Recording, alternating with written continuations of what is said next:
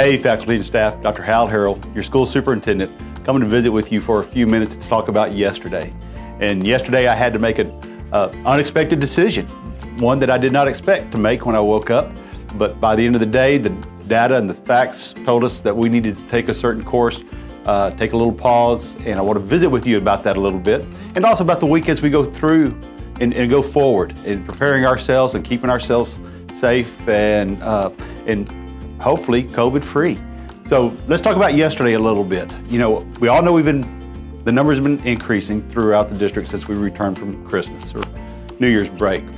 But yesterday, a couple of things. Let me get some information to you.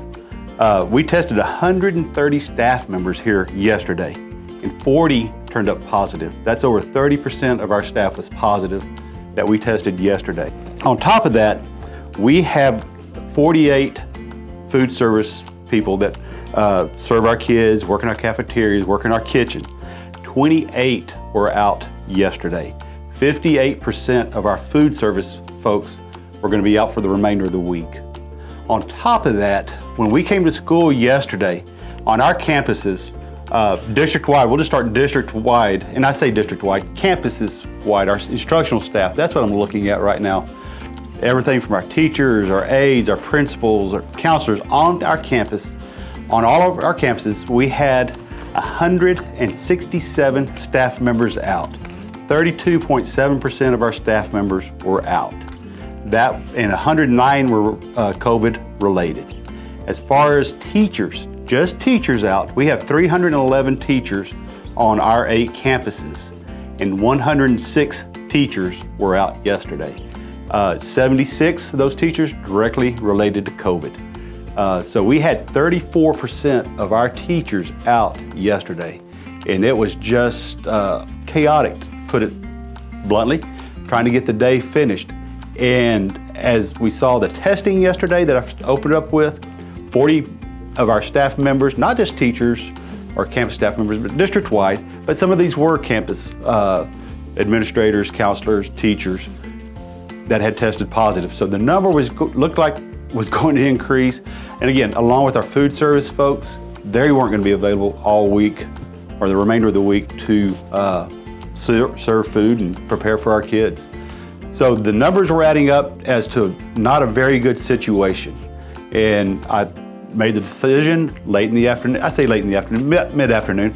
I called the principals, told them what I was thinking, shared with them, got their feedback, and just said, I believe for the best of UCISD, the kids, our staff, our faculty, we got to take a pause. We've got to get this number going a different direction than what we're seeing.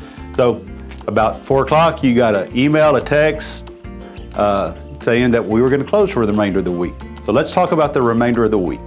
Now, as we move forward throughout the week, if you continue to, or if you feel ill, if you feel like you might have been in close contact with somebody, or somebody in your house has come down with COVID, please get online on our website.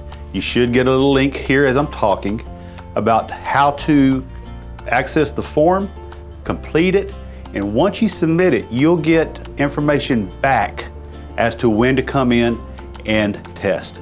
We are going to continue to test throughout this week because we want to get everybody back on campus Monday that can safely return. And so we can protect our kids, protect our staff, but we want to be open this week to take care of you as we move forward. So let me show you where we test. Again, so once you complete the form, submit it, send it in, you'll get an email or a phone call back, most likely an email, and this is where you'll come test. It's behind central office. It's behind the little white house next door to the central office. And central office is at 1000 North Gady if you're new to Uvalde, right across the street from Flores Elementary. But this is where you'll come test, and our nurses will come out and meet you at your car. You don't have to get out of your car, never have to get out of your vehicle. But they'll come to you, they'll do the assessment, do the test, you'll park, and in about 10-15 minutes, they'll come back and give you the results.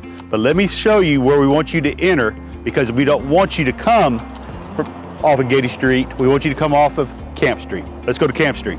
All right, faculty and staff, I've moved over here to Camp Street. Camp Street is 1 block west of Gady Street. It's behind central office. Ready to go again? All right, faculty and staff, I've moved over here to Camp Street. Camp Street is 1 block west of Gady Street. You may not be familiar with it, but if you're not, I wanted to show you where it's at. If you are completely familiar with it, this is where we want you to enter. It's right next to where you see all the buses. It's just north of all the buses, and we've got these signs here laid out for you to turn in and follow the stripe. So let's follow the stripe.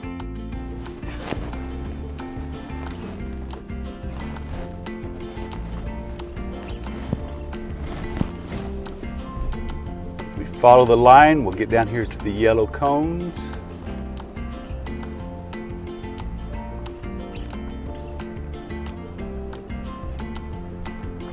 I could be a better driver and follow the arrows.